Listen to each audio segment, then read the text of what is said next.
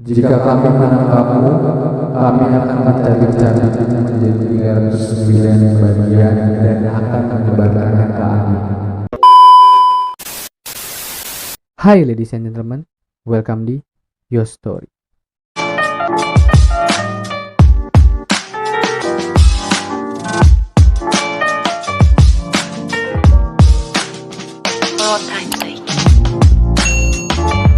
Sebelum gue mulai, seperti biasa, gue mau ngucapin buat kalian semua selalu sehat, tetap semangat di setiap aktivitas kalian, dan yang terpenting adalah tetap prokes.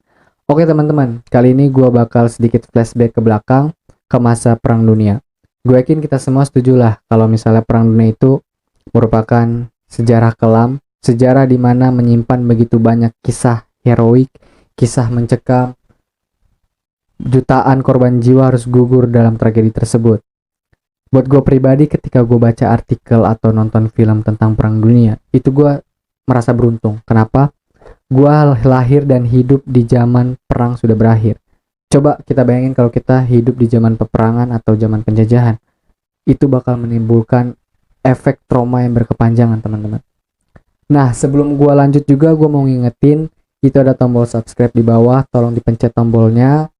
Dan untuk terus dukung channel ini, terus berkembang dan terus berbagi kisah, berbagi ilmu. Jika kalian suka juga, kalian bisa like sama komen. Oke, khusus di konten kali ini guys, gue mau kupas sebuah kisah heroik tentang sniper wanita yang berhasil menewaskan 309 tentara Nazi Jerman, dan dia berhasil menjadi momok menakutkan untuk Nazi Jerman. Gak perlu lama-lama lagi karena gue rasa kalian juga udah penasaran. Kita langsung gas tuntas.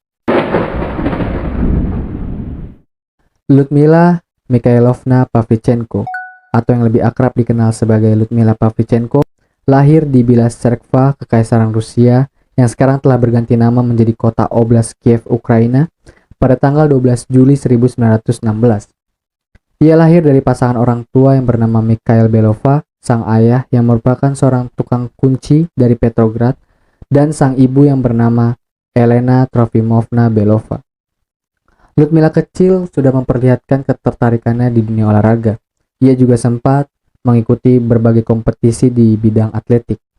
Kecintaannya terhadap dunia tembak diawali dari seorang bocah laki-laki yang membual atas prestasinya di sekolah.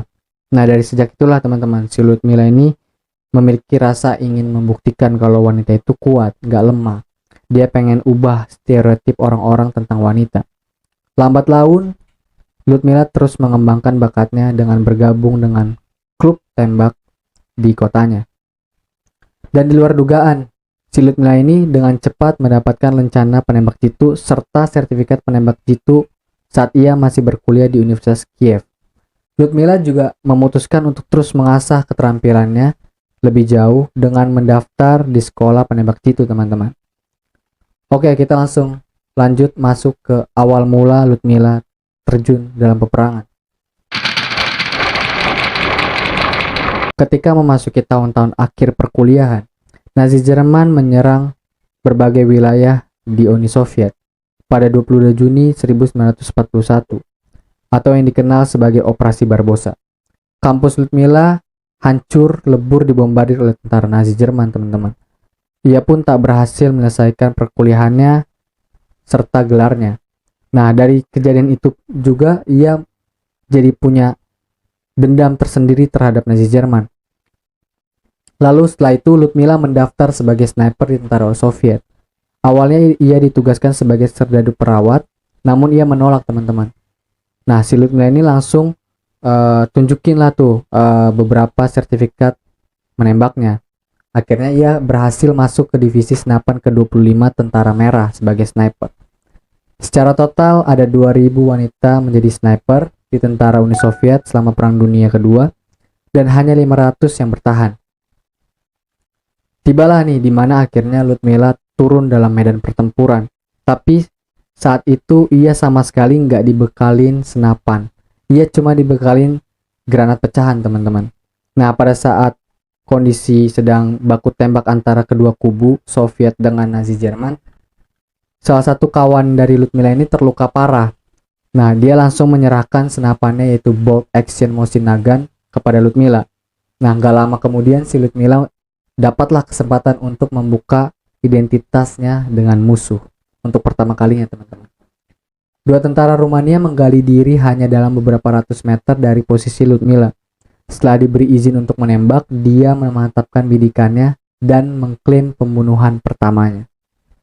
Dia menggambarkan momen itu sebagai baptisan api, dan meskipun dua orang Rumania itu tidak menghitung perhitungan terakhirnya hanya sebagai tembakan percobaan, rekan-rekannya sekarang menganggap Ludmilla sebagai salah satu dari mereka. Oke, kita langsung lanjut ke kisah di mana Ludmilla mendapatkan julukan Lady Death. Setelah pertempuran Barbarossa itu, Ludmilla terus menyempurnakan seninya, teman-teman.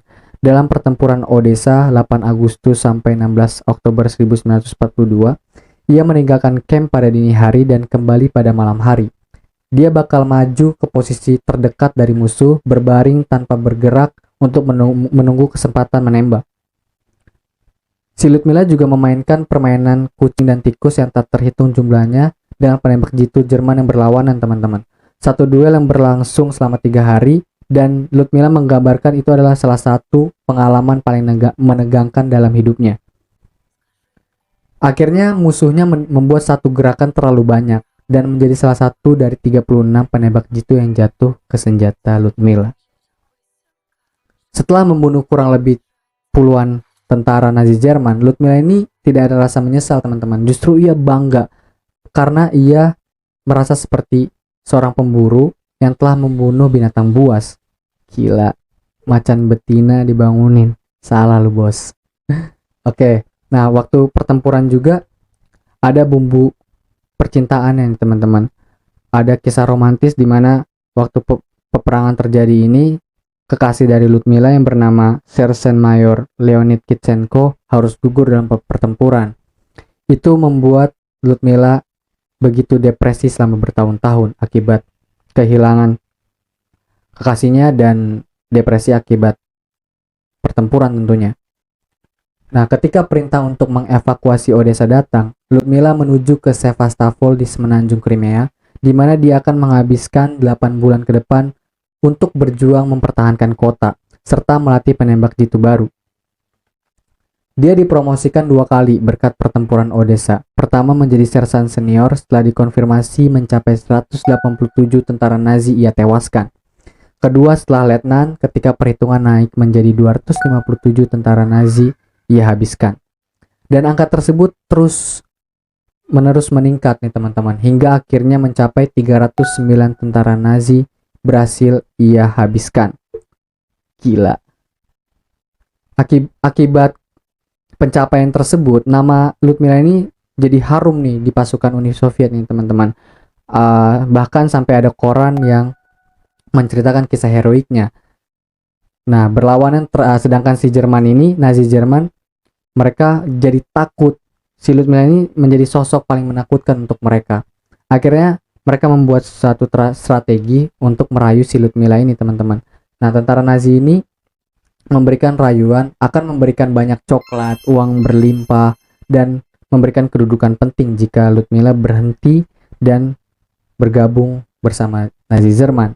Tapi balik lagi, rayuan itu sama sekali tidak mempan untuk Ludmilla sama sekali, teman-teman. Justru saking ia menolak untuk bergabung dan menerima rayuan dari tentara Nazi Jerman ini, Ludmilla terus melakukan pembunuhan terhadap tentara Nazi Jerman. Nah, akibat kesal rayuan itu tidak berhasil, akhirnya pada saat pertempuran selanjutnya Nazi Jerman membuat ultimatum terhadap Ludmilla, teman-teman. Mereka menggunakan pengeras suara dan berteriak, kurang lebih isinya seperti ini. Jika kami menangkapmu, kami akan mencabik-cabikmu menjadi 309 bagian dan akan menyebarkannya ke angin. Keluarlah Ludmilla Pavlichenko.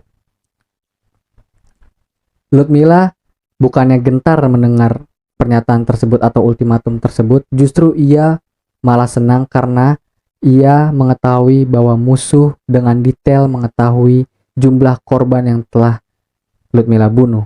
Gila, fix Lady Death. Oke, kita langsung ke akhir perang Ludmilla. Selama terjun dalam perang, Ludmilla terluka sebanyak 4 kali teman-teman. Dan pecahan peluru di wajahnya pada Juni 1942 menandai akhir waktunya dalam pertempuran. Setelah waktu pemulihan sebulan di rumah sakit, Ludmilla memiliki peran baru untuk dimainkan, untuk menggalang dukungan bagi front kedua di Eropa untuk membantu Rusia dalam memperjuangkan hak mereka melawan Jerman. Pada akhir 1942, dia dikirim untuk tur Kanada, Amerika Serikat, dan Inggris Raya. Di Amerika Serikat, Ludmilla menjadi warga negara Uni Soviet pertama yang diterima di Gedung Putih, teman-teman. Presiden waktu itu Franklin D. Roosevelt menyambutnya. Lalu ibu negara Eleanor Roosevelt mengundang Ludmilla untuk berkeliling negeri dan berbicara dengan orang Amerika tentang pengalamannya saat bertempur.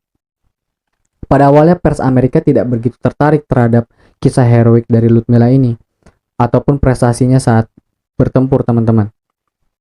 Tapi koran-koran setempat memberikan julukan Ludmilla Pavlichenko, The Lady Death, atau Ludmilla Pavlichenko, gadis penembak jitu. Pada saat tur publisitasnya mencapai Chicago, Ludmilla yang berani naik ke panggung akhirnya berhasil memikat para penonton, teman-teman. Saat ia maju ke depan, ia mengatakan kata-kata yang ini menurut gue keren sih. Tuan-tuan, saya berusia 25 tahun dan saya sudah menghabiskan 309 penghuni fasis sekarang. Tidakkah Anda berpikir, tuan-tuan, bahwa Anda sudah terlalu lama bersembunyi di belakang saya? Keheningan sesaat menimpa kerumunan tersebut, tapi digantikan oleh raungan dukungan begitu meriah untuk Ludmilla.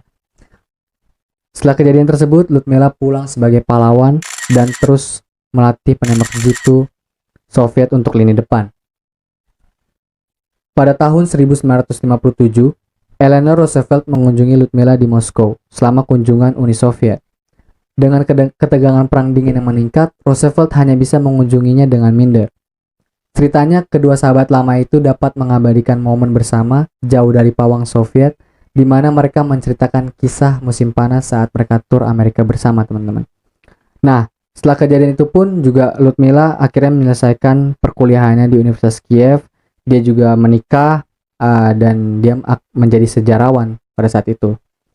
Oke, sekarang kita lanjut ke akhir hidup dari Lady Death. Setelah bertahun-tahun berjuang melawan penyakit stroke, akhirnya pada 10 Oktober 1974, di usia ke-58 tahun, Ludmilla Mikhailovna Pavlichenko mengembuskan nafas terakhirnya, teman-teman. Penyebab lain dari wafatnya Pavlichenko ini disebabkan karena depresi, alkoholisme, dan post-traumatic stress disorder. Nah, buat teman-teman yang belum tahu apa itu post-traumatic stress disorder, ini adalah kondisi di mana kita memiliki traumatik akan masa-masa perang. Jadi kayak trauma berkepanjangan pada saat perang. Ludmilla dimakamkan di pemakaman Novodevichy, Moskow, Rusia. Walaupun sekarang Ludmilla sudah tiada, tapi namanya tetap harum di pasukan Tentara Merah dan ia menjadi salah satu sniper wanita terbaik yang pernah ada, teman-teman. Nah, setelah wafatnya juga ia mendapat beberapa penghargaan nih, teman-teman. Sebelum ia wafat, ia menjadi pahlawan Uni Soviet pada 25 Oktober 1943, 2 Ordo Lenin yaitu 16 Juli 1942 dan 25 Oktober 1943. 2 medali untuk jasa militer 26 April 1942 dan 13 Juni 1952. Oke, itulah kisah dari Ludmilla, The Lady Death, Pavlichenko. Ini buat gue interesting banget sih. Gue rasa juga kalian juga ngerasa sama lah ya kayak gue. Keren ceritanya buat gue. Kayak ternyata kita bakal tahu ternyata tuh ada sniper wanita terbaik yang pernah ada saat itu, saat perang dunia.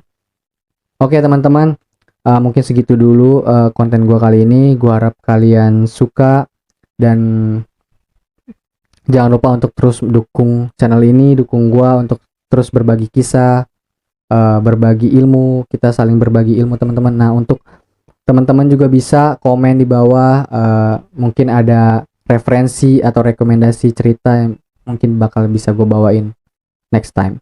Oke teman-teman, sekali lagi terima kasih udah stay hingga akhir. Terima kasih atas waktunya juga. Dan selalu sehat, tetap prokes, tetap semangat.